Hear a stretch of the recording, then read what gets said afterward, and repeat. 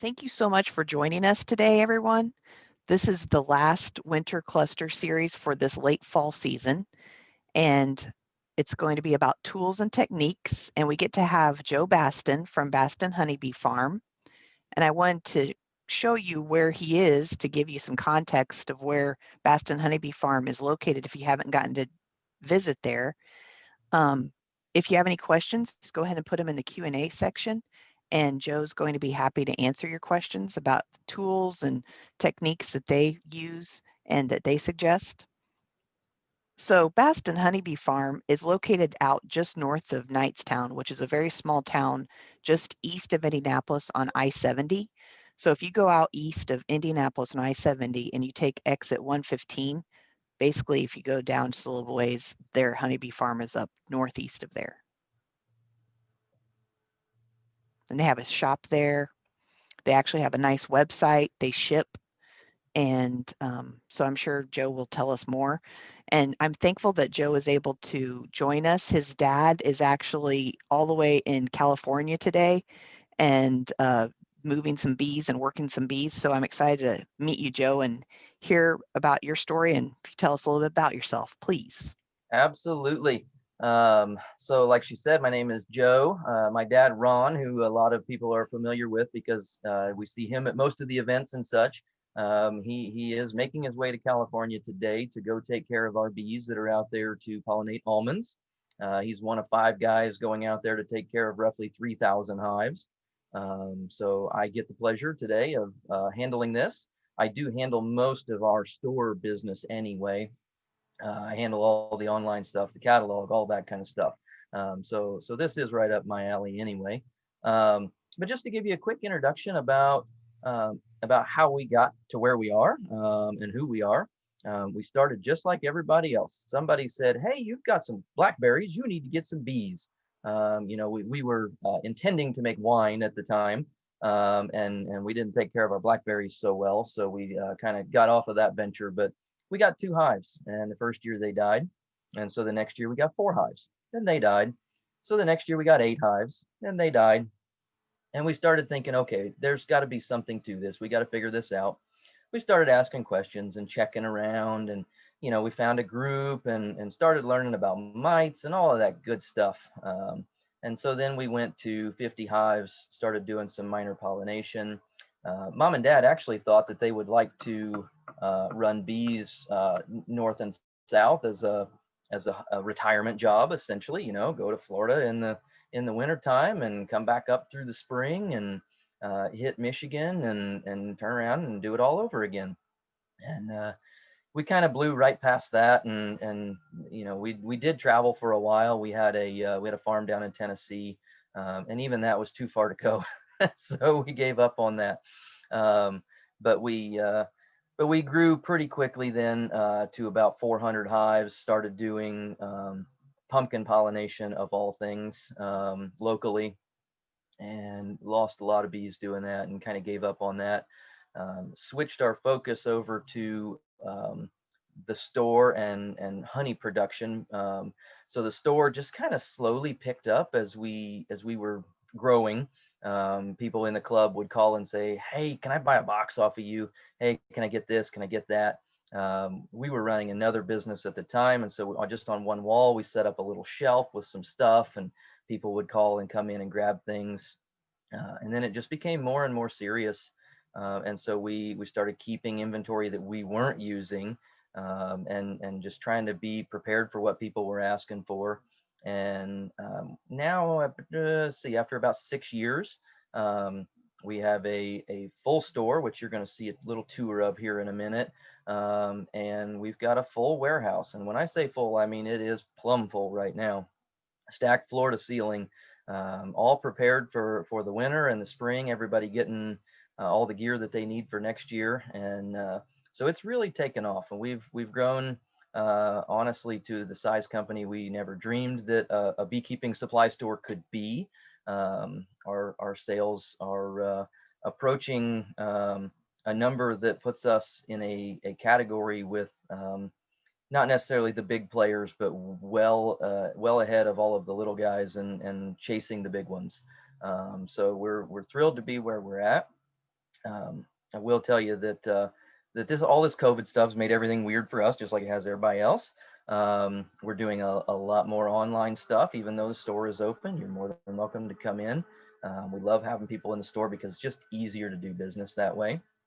But we've adjusted things. I was convenient enough. I was rolling out a brand new website right when COVID hit. So the website was updated and fresh and accurate, and everything was good.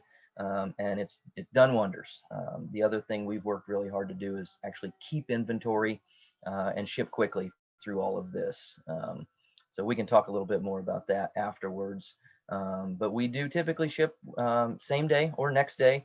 We're cranking to get stuff out of here as fast as we can. So that's a little bit of how we got to where we're at.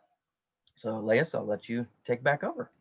Great. Let's show the tour that you did for your video. How's that sound? Absolutely. Okay. That's your website that we were talking about.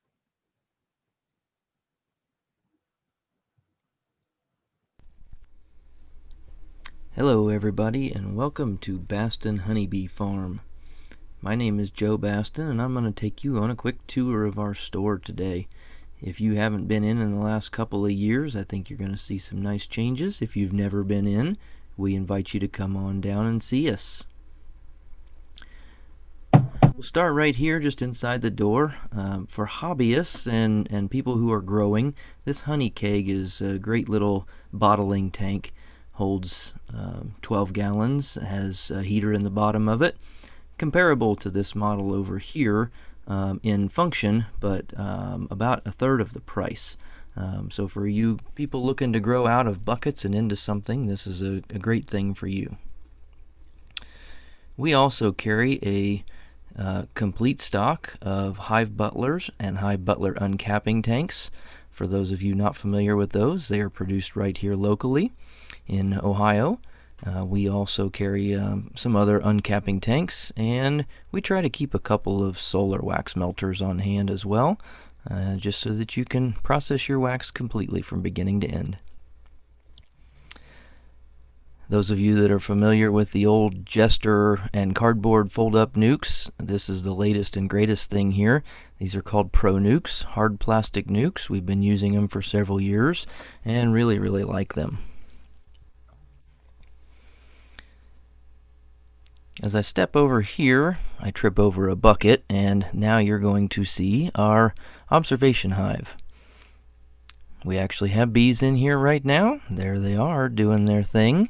This hive is here basically 100% of the year, as long as it doesn't die out over winter.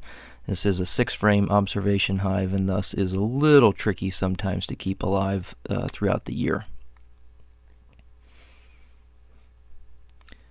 Moving on down the line, you're going to see we have a reasonable assortment of extractors right now. Extractors have been a little bit hard to get due to material shortages thanks to COVID. We'll talk probably about a few other things that have become a little difficult to get. But we do carry Lais, which is made in Poland. They're top-of-the-line European imports. We carry Maxant, which is made in the United States, and we carry some Chinese imports as well. On the honey uncapping front, I'll show you a couple of neat tools here. This one is a non-electric uncapping fork. This has gotten some rave reviews, and people started asking for them after seeing them on YouTube and Facebook and other places. So we now have them, and people do seem to really like them. For anybody looking to step up to doing quite a few frames, these uncapping planes are fantastic. We ran uncapping planes exclusively for years until we got big enough to go to an automated uncapper. They're super easy, very fast, one pull across the frames. This is the electric uncapping knife, which is sort of the step down from the uncapping plane and what most people are familiar with. We also stock a complete line of bucket filters, stainless and plastic. We do stock a lot of jars, a lot of different jars, glass, plastic, variety of colors of caps and such. Jars are another thing that have become difficult to get. The plastics industry has been hit pretty hard. We have a complete line of queen rearing stuff. Most of this I won't go over because it's all small stuff and very specific. But I do have a couple of things here that we'll show you. We also stock a full line of nuke parts and pieces. Back to the wax uncapping. This is a wax melter. Holds 10 pounds.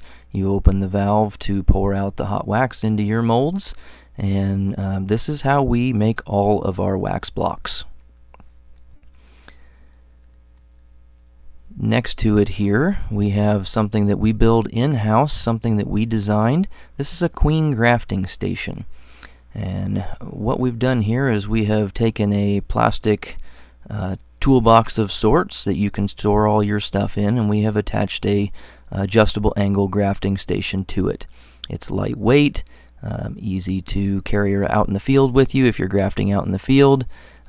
Stands up, out of the way, gets put away nicely. Some more of our queen rearing stuff. We have cell cups, cages, grafting tools, you name it. And moving on to the woodenware, we do carry 8-frame and 10-frame woodenware. We have plastic foundation, wax foundation, bottoms and hive covers in multiple styles. We do carry the Be Smart bottoms and covers that have become very popular, the ultimate covers they're called. We have started carrying a new brand of plastic foundation. This new brand is it's got very thin cell walls. People seem to really like it. I know we do. We have switched over exclusively to it. You can see that it does have a pretty nice heavy wax coating, and this year we will be switching over and carrying only the extra heavy coated, just so that it is better wax coated. We also keep a nice stock of wax whenever we can. We do carry our boxes and other woodenware assembled and unassembled. And here you can see the assembled boxes. Most of the year we do have these in stock, sitting right here on the floor. We also carry a variety of feeders. Everybody seems to like something different, so we just keep them all in stock.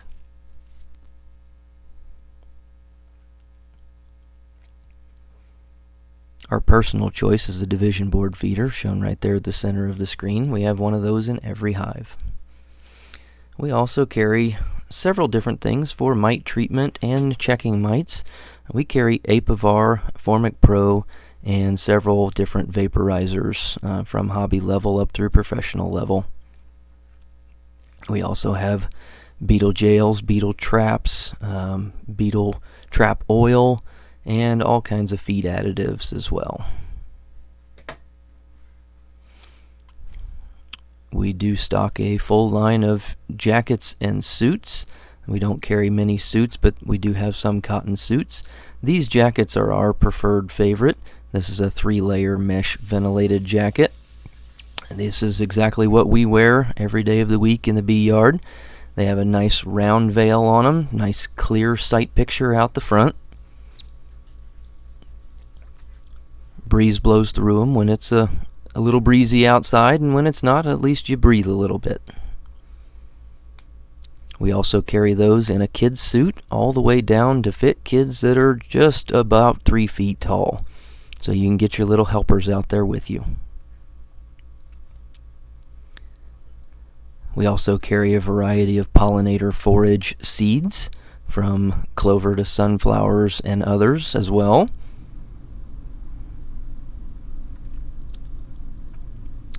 We have quite a selection of educational materials, signs, gifts, that type of thing.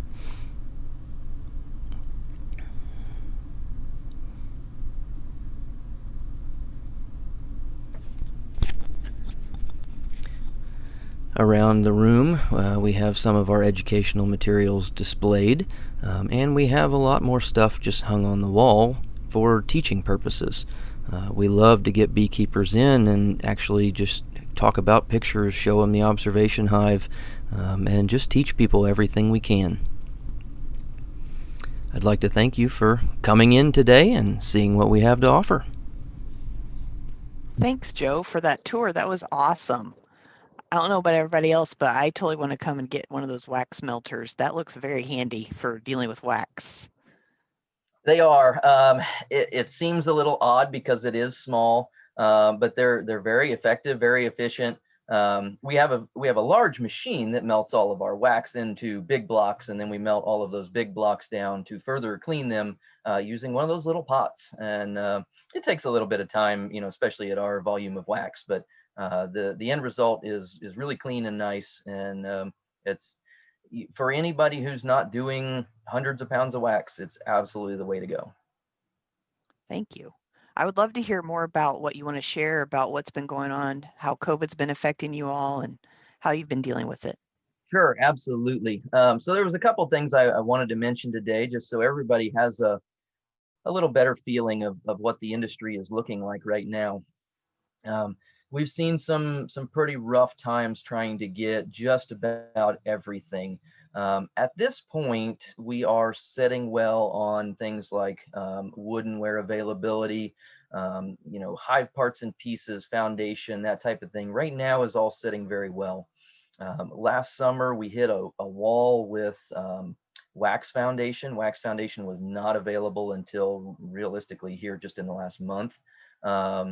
And a lot of that is because the two biggest wax plants in the country, Kelly's and Dadant, both were shut down due to COVID.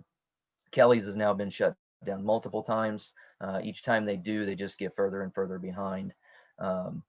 Bottles is the other big thing that we're seeing right now. So at first during the summer, bottles and into honey harvesting season, plastic bottles were not available. We had them in very small quantities only. And then we got bottles in, and then we found out we couldn't get caps because they decided to take the opportunity to retool all of the cap lines. And now we're able to get caps.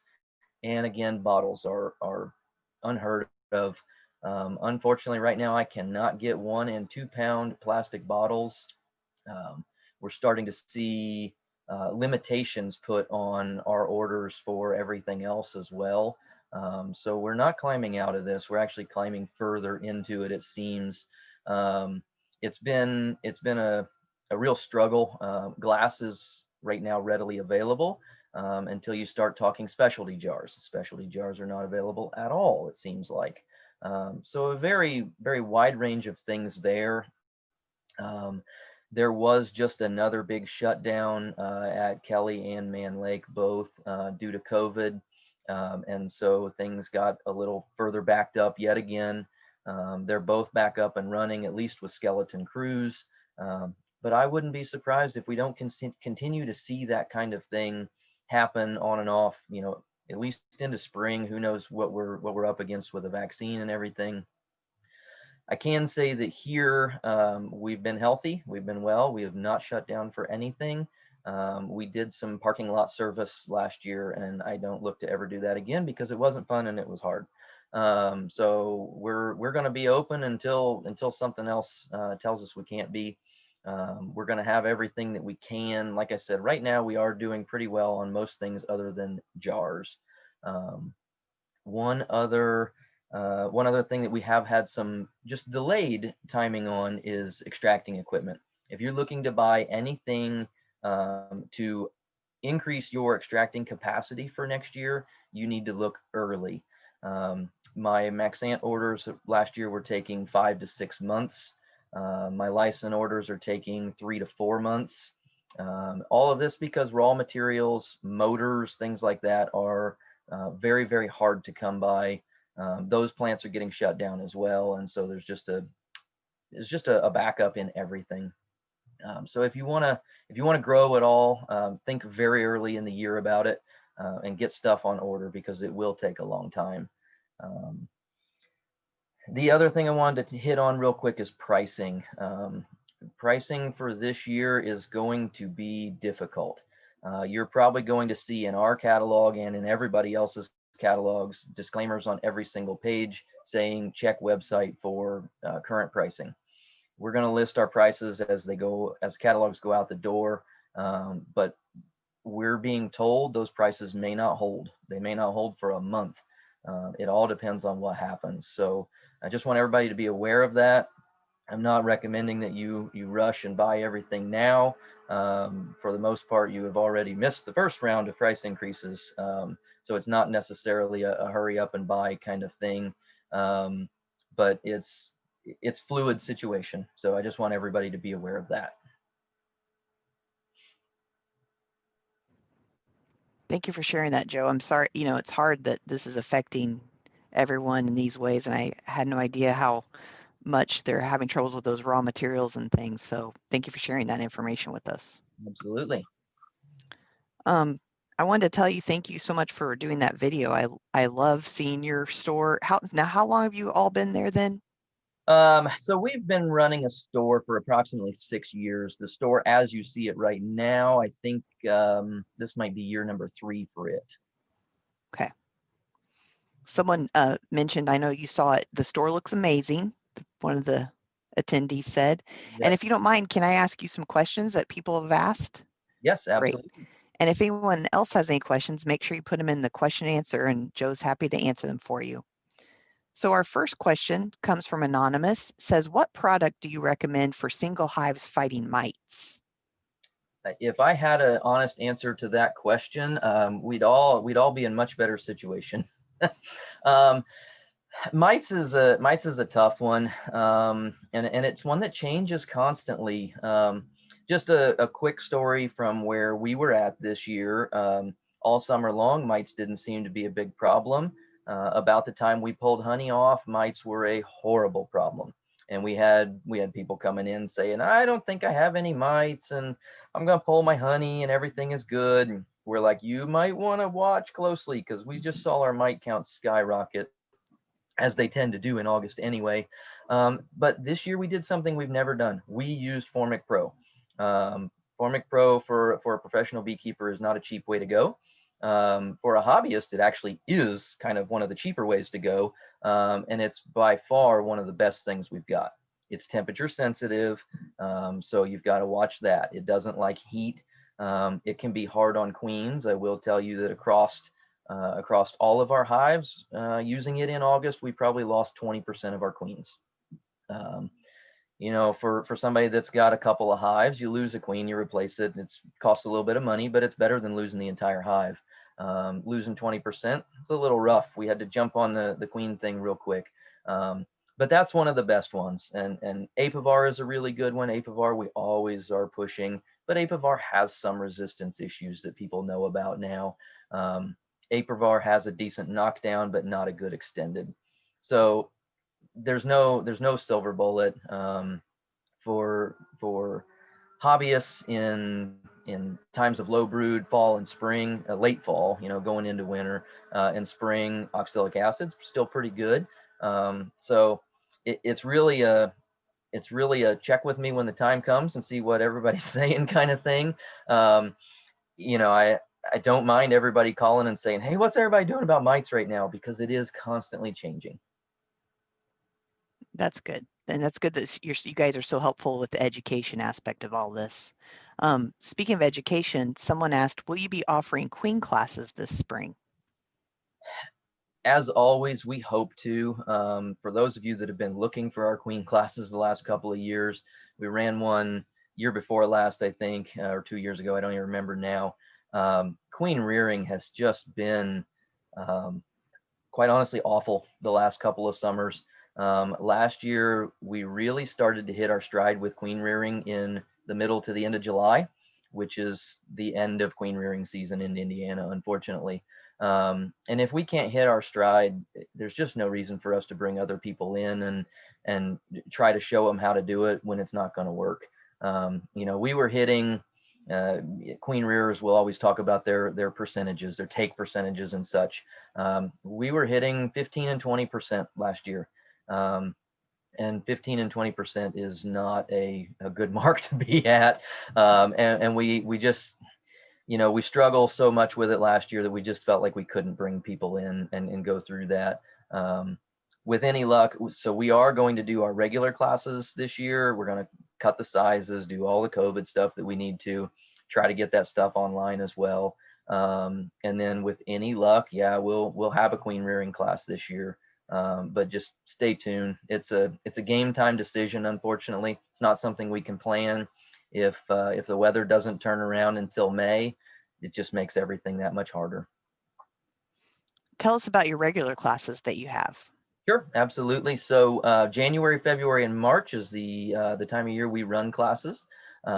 We do classes right here in our store, actually in our kind of our shop area. 4-hour class, whether you're a beginner or an intermediate, we offer both of those classes.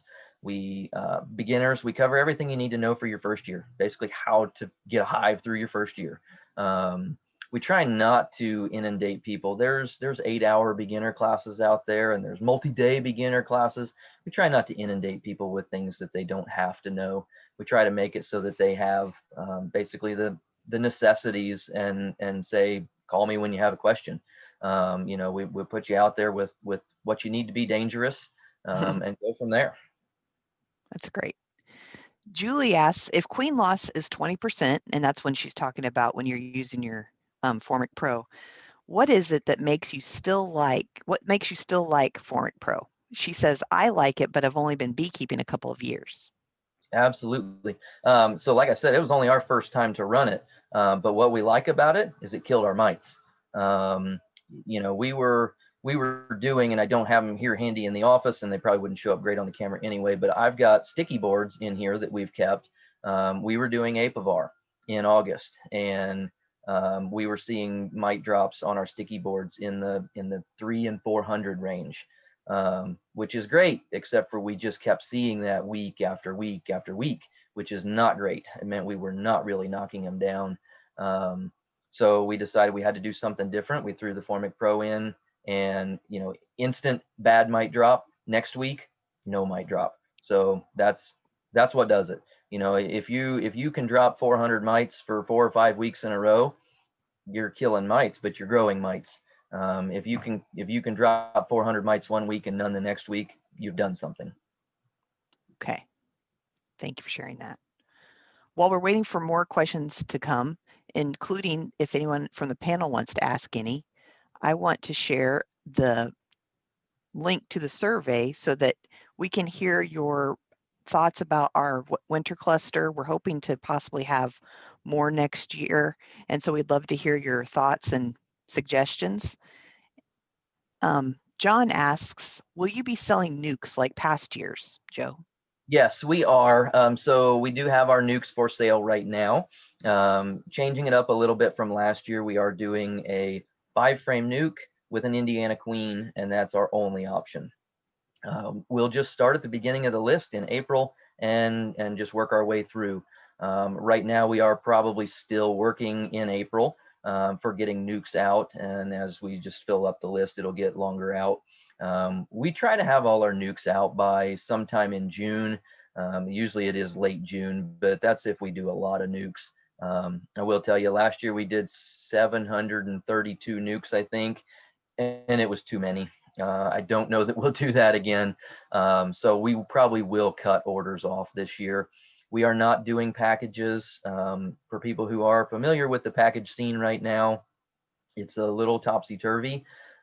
We like to get packages out of California. We've had great luck with packages out of California over the years, but California's had some bad luck. They've had a lot of mite problems. The producers have had some rough springs and winters, and they've had to raise prices. Right now, we could bring packages out of California for about what we're selling nukes for, and there just isn't a lot of point in doing that. Packages out of the South are still readily available.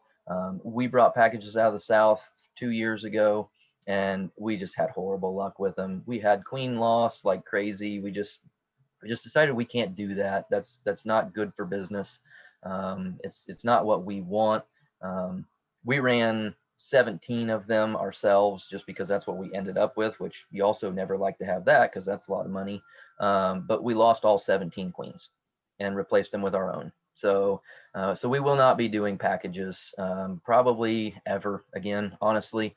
We're just going to stick with nukes. It seems to be a much more stable way to go. You get that Indiana Queen, part of the Indiana Queen Breeders Association. So you're getting a good virus resistant queen. You're getting a queen that can overwinter. Our queens fly when it's in the upper 30s, or not our queens, I'm sorry, our bees fly when it's in the upper 30s. They don't mind the cold weather. Um, People are always saying, you can't get in hives in the winter. And I was in my hive on Sunday. It was overcast. It was 34 degrees. They were clustered up tight, but by golly, when I opened it up, they came out to check me out. So they were in there doing their thing and loving life, throwing some patties on them. So that's what we like to raise and sell. That's great. Thanks, Joe. Jeffrey actually asked, and this is a perfect timing, what kind of winter prep is performed for your hives, and do you use moisture quilt boxes on top?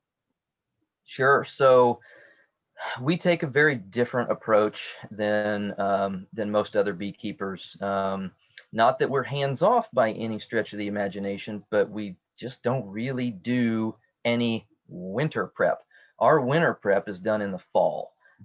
So what we like to do is we like to try to feed every hive 5 to 6 gallons, if that's what it takes, of sugar water, and get them bulked up for winter to where they have the stores, they have what they need, they have time to dry it down. And we try to stop feeding roughly 30 days before daytime freezing temperatures are a regular occurrence. So like right now we've got some 30s. So we basically said in the middle of November, we're like, we got to stop now. This is the end of it. And we hit it close this year. You got to be better than the weathermen, and even the groundhog can't do that. So that's a flying target. But we don't wrap hives. We don't use quilt boards. We recommend ventilation in the bottom, out the top, get rid of that moisture. If you walk out during the winter, and we absolutely say check your bees all winter long. We recommend you go on a 40-some degree day when it's sunny. But like I said, I was in my hive on Sunday when it was overcast and in the 30s. You do what you got to do. They're not heating that box. They will not be heating that box until March and April. So they're only heating their cluster. You're not affecting anything by opening that box up. Check them, see how much food they have.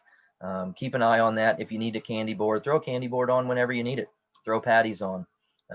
Throw whatever you got. Throw fondant, whatever. If we hit a nice little spell of 50s, 2, 3, 4 days in the 50s, give them some sugar water. Absolutely. Throw a quarter to a sugar water at a hive. They won't store it. It will not be a moisture issue. It's just a nice little boost for them. And that's how we like to get ours through the winter. We'll treat for mites again in late January, early February. We'll open them up if we can every 2 to 3 weeks, all the way to spring. Chris was wondering, do you use screen bottoms for your ventilation? So we don't. And during the winter, if you do run a screen bottom, I recommend that you put the board back in. We don't because of convenience issues, more or less. But we don't mind solid bottoms either. All my personal hives, the other guys that are here, their personal hives all have solid bottoms. All of our farm hives have solid bottoms that have a couple holes drilled in them for to drain water, because a skid of 4, you've got somebody looking the wrong direction and you've got somebody sitting at the wrong angle, so they need a little drainage help. But no, we don't typically we don't run screen bottoms. It is about 50-50 across the beekeeping world as far as our sales go. I sell just as many screens as I sell solids. I have nothing against them. I can't say a bad thing about them. That ultimate IPM bottom board, the plastic one, is one of my biggest sellers. It's a great bottom board, weather resistant. Everything about it seems to be great. It's got a fancy little integral mouse guard. It's a fantastic product, just not something we ever got into. I have a question. Do you sell fondant and candy boards?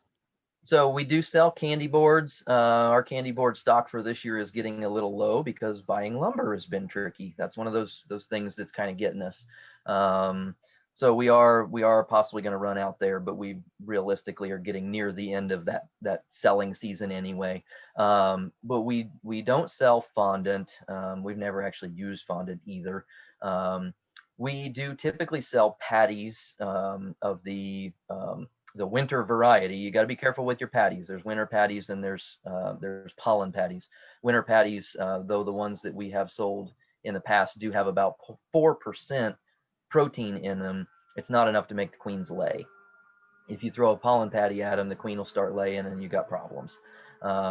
We do have some bucketed pre-mixed patty material, which is a little weird. But winter patties have become difficult to get. Everybody seems to have stopped making them. So that stuff, you can make your own patties in some wax paper if you want, or you just slap a big hive tool full of it on top of the frames wherever the bees are, shove the inner cover down on it, smash it, and move on with life. Betsy actually just asked, do you just put the winter patty on top of the hive? And so you just put it right on the frames. Right on the frames. You want to make sure whatever you're feeding, whether it's patty, fondant, you name it, sugar board, you want to make sure it's exactly where the bees are at. So like when I went into my hive on Sunday, I had one hive that was still in the bottom box, hanging out down there, eating their honey down there. And so I split my boxes and I laid my patty directly on top of the cluster. If your cluster is in your upper box, lay that patty wherever you can on the cluster, but keep it from blocking whatever your ventilation is. So if that's your inner cover with the air coming up through the inner cover and going out the notch, don't block that notch, but try to lay that patty right on them, right over their heads. So they don't have to travel very far. It's just right there. Yeah, so bees can't move if it's not 40 degrees in that hive. They can't move to go get that food. So if you put food on top of an inner cover or something like that, they can only eat on warm days. So if you put it right on their heads, put it touching them, then they can eat all the time. Thanks, Joe. Patty asks about your bees and almonds, 3,000 hives. When do you bring them back, or where do you take them after almonds? Yeah, so those 3,000 hives split across 5 beekeepers in Indiana, and they all went out during the month of November, and they will come back to us in roughly late March. We don't go anywhere else. We don't pollinate anything else. There are other people who do. None of the 5 of us do. We just bring ours back. We move them to our out yards, set them down, and get them ready to basically produce nukes and splits. When they come back, they're ready to split. So the first thing that we do when every hive lands in its spot is we throw a 3rd deep box on it. And that allows them to, you gotta remember it's March, it's cold. We can't get into them. We can't split them at that time. We can't do things like that. So we throw that 3rd deep on. We allow the bees to move up into that deep and basically try to keep that queen from swarming. It's not always successful, but it buys us some time. Thank you. Julie asks, I have some Bee Pro. Are you saying don't use it right now and find a winter product instead? Absolutely. Yeah, do not use any high protein patty right now. What that does is it causes the queen to say, oh, hey, wait, we got pollen coming in. I can lay some eggs. She lays eggs, stretches the cluster, and that cluster can't make enough heat to heat that box. The bees that are out there trying so hard to keep that brood warm will end up freezing to death. The brood will freeze to death. Your hive gets smaller and smaller. So yeah, don't do anything right now that is high protein content. Try to keep it all just at sugar. Basically, that's all they need to get through the winter, some sugar. Thanks, Joe.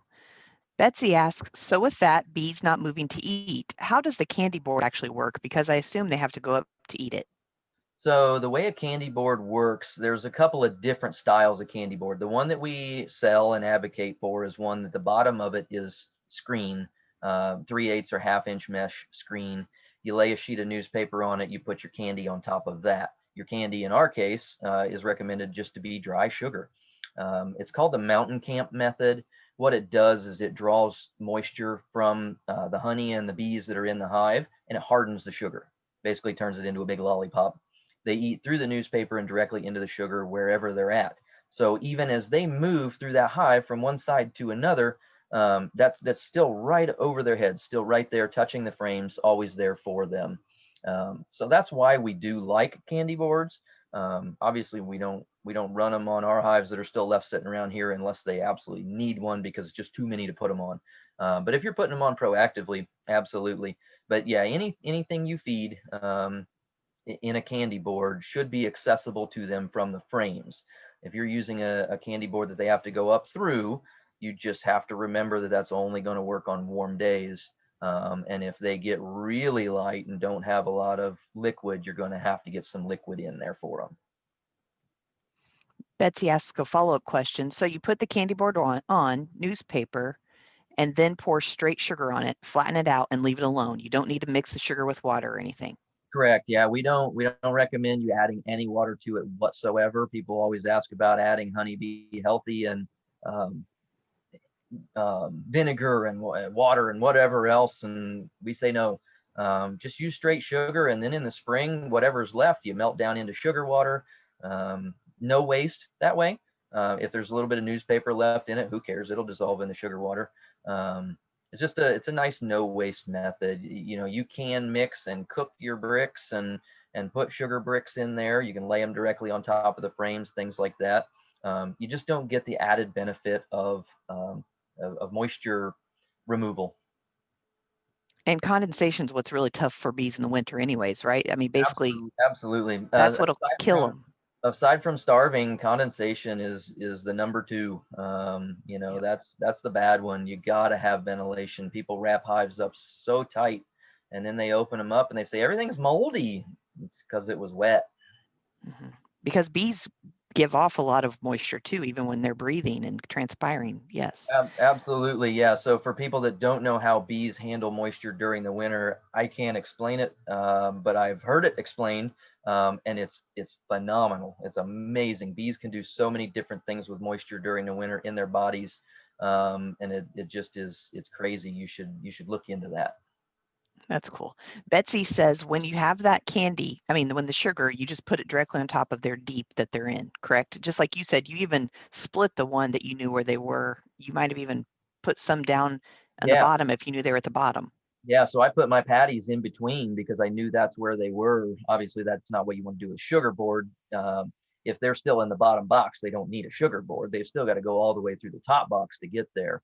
So yeah, that's why we say don't rush out with your sugar boards. You know, hold on to your sugar board, and if they get up there in that top box and they get it partly eaten, then start to think, okay, maybe we'll put that on there.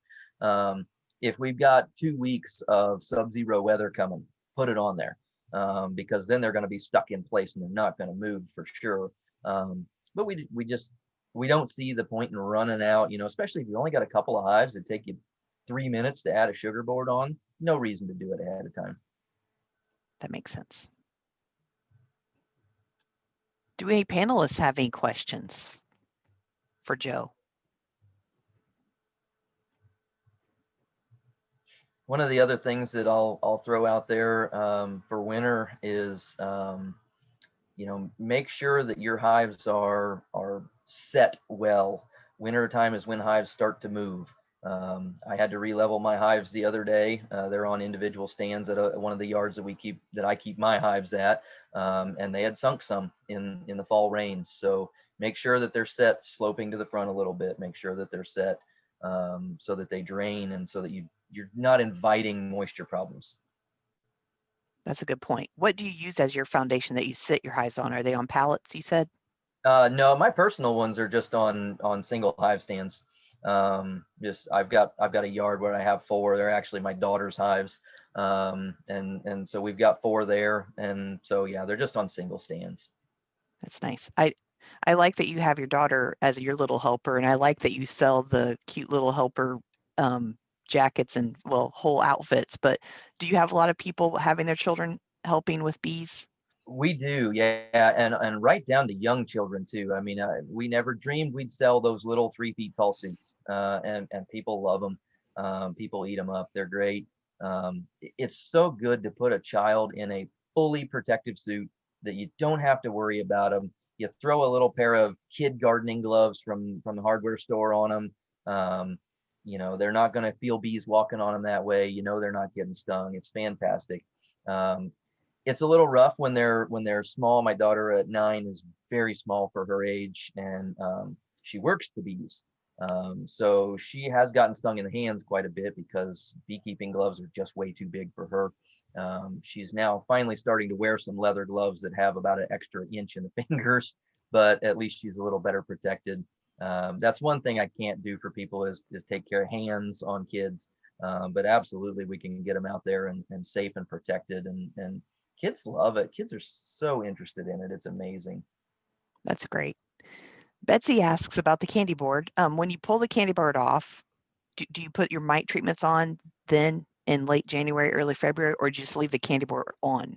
Just leave that candy board on. And that does bring me to one other point on candy board. You always check a candy board from the bottom, not from the top. If you look at it from the top and it looks the same, it doesn't mean anything. Look at it from the bottom because that's where they're eating it. You actually got to lift it up and look at it. But yeah, pick those up, put your mite treatment in, put them right back on. You can't start feeding liquid until sometime in March. We're looking for daytime temperatures in the 40s at least to start feeding liquid, unless you're in a dire situation. If your hive needs, if they have no honey whatsoever and they need liquid, start a little earlier. But for most of us, start sometime in March. Usually it's mid-March with the liquid, and until that point, leave the candy board. Susan asks, when is the best time of the year to get started in the beekeeping process? And where can you learn how to become a beekeeper for a small area, about a 1 acre?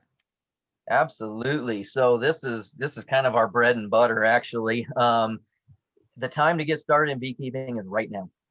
If you wait until April, you've missed the boat. Bees sell out. Hive equipment doesn't necessarily, but bees sell out. In a normal year, I would say in January, you need to be at a club meeting.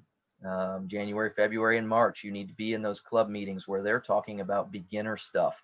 The clubs in Indiana are fantastic. I absolutely recommend them. We've been to quite a few of them. There's always an intense focus on beginners at the club meetings, and it's just fantastic to be helping people that way. They talk about on a month-to-month basis what you need to be doing. And so with some of those clubs not meeting on a regular basis, I know that's been hard for people. With classes being canceled last year, that's been hard on people, but start now. Sometime during the winter, get in and get your boxes, get them ready, but get your bee orders in early. Bee order first, worry about your bees, and then take it from there. Get in a class, get your woodenware, take your time getting it set up. You're not going to have bees until late April, May anyway. So just take your time at that point. But now is the time to be thinking about all of that. If you're getting into it late, we're going to be trying to talk about picking up a swarm online and bees we don't know about and things that are just going to make beginning hard. And what's your website name so people can find you? Absolutely. It's www.bastinhoneybeefarm.com. It's a little long, but it'll get you there. And you can Google search us and get it close, and you'll still get there. Good. Awesome. Betsy asks, if your bees die over the winter, then do you suggest purchasing a nuke? She's anxious about going over winter for the first time. So that's what, if you don't want to grow, that's the hard question. If you want to have the same number of hives the next year, do you hedge your bet and go ahead and buy? Across the hobby beekeeper market, losses run about 50%. For people who are doing more mite treatments, maybe you get down in the 25% range, 30%, but for most people, 50% is average. So if you got one hive and you want one hive next year, what do you do? Tricky situation. You just kind of got to stay on top of it. You got to know what your hive looks like. Honestly, if right now your hive looks decent, they have a decent sized cluster, they have food, we have all the reason to believe that they should make it through the winter. With that being said, you still have to worry about moisture and, did your mite counts get too high and your queen's going to be virused in the spring. That's all things you can take care of in the spring. But you got to know what they look like. I get so many people that call and say, I'm a little worried about my hive. And I'm like, okay, well, what do they look like? They look like a hive. Okay.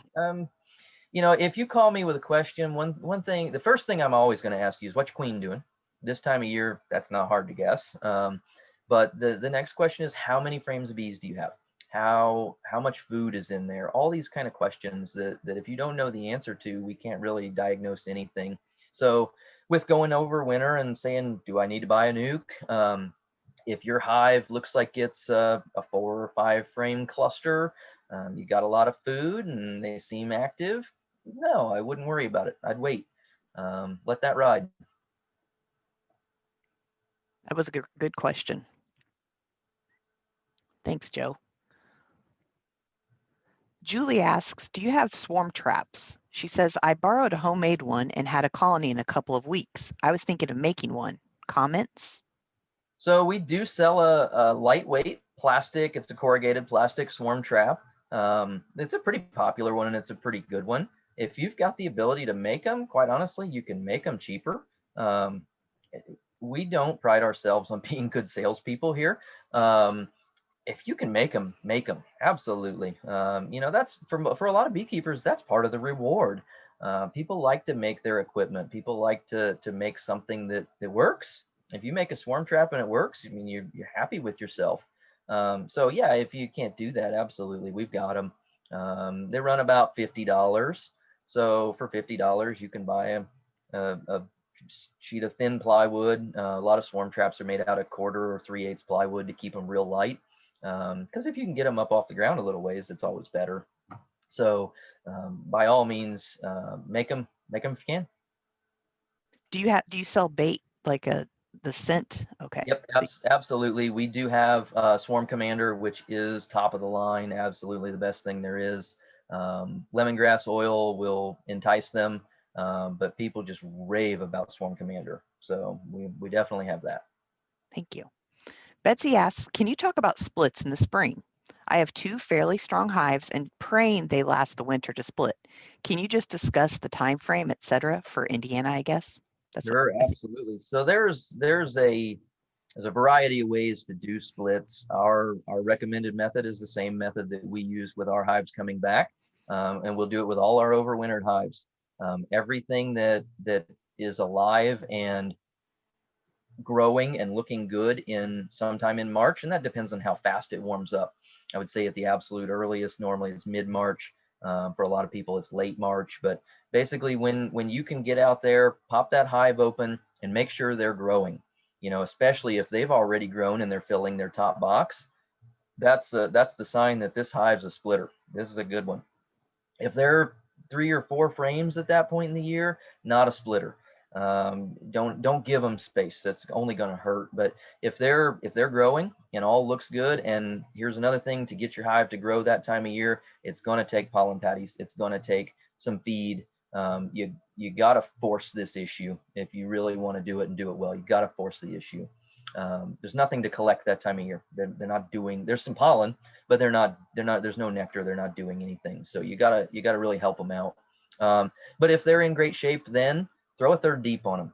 It's absolutely the easiest way to do a split. You can't get a queen or make a queen, whatever your situation is, until late April at the earliest. And so you throw that box on for a month. A lot of hives in a month, especially if you have 3 or 4 frames of drawn comb in that box, they'll fill that box. That queen will lay the 3rd box, the 2nd box, and the 1st box. And you go into it as soon as you can get a queen. You tear down through that hive, pull 10 frames of cat brood out, move all 10 frames to your new split, and immediately put a 2nd box on them. And what you've got there is you didn't hurt your original hive at all. They're ready for honey supers. And your split now has 10 frames of bees that are about to explode. And it will be a 2-box honey maker within 3 or 4 weeks. So that's a great way to make a split. That's great. It's using your resources. I mean, the question we ask people when they say I want to make a split is, okay, next year, do you want to make bees or do you want to make honey? And this allows you to do both. If you want to make bees, then just start splitting them down into nukes. Split them down into little 3-frame nukes, grow them up. You can make 10 3-frame nukes out of a hive. So it's totally dependent on your goals. But that for most people, that 3rd box allows you to use. There's a downtime between middle of March and end of April that typically isn't good for much of anything. You're not collecting honey. If you throw honey supers on, they just sit there empty. The bees aren't even going to draw wax in them. It's just it's a time of year that you can capitalize on if you're prepared. If you're just kind of like, I'd like to split that hive, but I'll do it later. You can't. You lose that time. That time is lost. That explosive growth of the bees, you're taking advantage of it during that time when they're not making anything else except for bees. They're making lots of bees. She's laying lots of eggs. Absolutely. And the more room you give her, the more she makes. And someone asked, when you're taking those 10 frames away, have you pre-made your queens? Are you buying a queen? They're wondering where you're getting your queen. So our recommendation for most beekeepers is buy a queen. It is very, very hard on a hive to let them make a queen. And what you typically end up with is an inferior queen who created, if this is your frame and you've got queen cells somewhere up in here, you've got a very oddly shaped, non-intentional queen cell, one they didn't want to make. And she will be inferior, and she won't be a long-lasting queen. She may get the job done for a little while, but she's not going to be a long-lasting queen. Now, if you've got swarm cells somewhere, use your swarm cells. I mean, if she's good enough to get to that point, then she's good enough to make some queens. And we would definitely capitalize on that. If you got one hive making swarm cells like crazy, put them everywhere else. Put them in all your other hives. Let them run with those. It's if you can avoid buying a $40 queen, absolutely do. Like I said, I'm not here to sell you queens that you don't need. If you can make them, do it. If you don't have that ability, you get there, they're not going into swarm mode, whatever the case may be, buy a queen that's going to be a good one. Buy a queen. And even that time of year, I'm selling California queens, not Indiana queens. And I'll tell you what, I'll run a California queen in my hive every day of the week, and I will sell them every day of the week because they're fantastic. Okay. Thank you. Wow, this has been very informative. Anybody have any other questions? Well, I wanted to share again, please fill out the survey. It really helps us to know what you want to learn in the state. You're the one that wanted to meet people talking about tools, so that's why we called Joe, and I'm so thankful that you said yes, Joe. So thank you for being here and helping us out. Everybody just really wanted to learn more about the tools and all the equipment that you have, so I appreciate it. Absolutely. We didn't talk a whole lot about tools. If you guys have specific questions, call me and let me know. There's not a lot of crazy new advancement in the beekeeping world, so we didn't have to cover a lot about all the new stuff. But if you got questions, let me know. Here 5 days a week right now. Sometime in the beginning of the year, we'll go back to 6 days a week. But yeah, let us know. Betsy asks, how do we get a hold of the recording of this? And it will be on YouTube, Betsy. I think that Eric actually sends out a link when it's on YouTube to the registrants, I'm pretty sure. She says she didn't take enough notes quickly enough with the splits and she wants to listen again. So it'll be on YouTube. Susan asks, how do you distinguish between an Indiana queen and a California queen, Joe? It's all about where they came from. There is zero distinguishing factors, actually. It's literally where they came from, and it's just a matter of knowing, did I produce it or did I buy it? California queens, the ones that we buy are typically Italians. We like to run more Carnolians. We like the darker queens, so there's a little bit of a difference there. But the California queens that we buy come out of Northern California. In fact, she actually moves to Oregon for part of the year, up in the mountains. They've got 15, 20 degree nights. They've got 30-degree days during the winter time. Very, very similar to our weather. And it's a producer we know and trust. Acclimated, and you know the producer. That's nice. Jeffrey says, thanks, Joe. Very informative. He's a second-year beak. So we really appreciate you again, Joe. I guess we've already met our time limit. Thank you again for joining us. Thanks, everybody, for being here. Appreciate you so much, Joe. Have a great day. Thank you.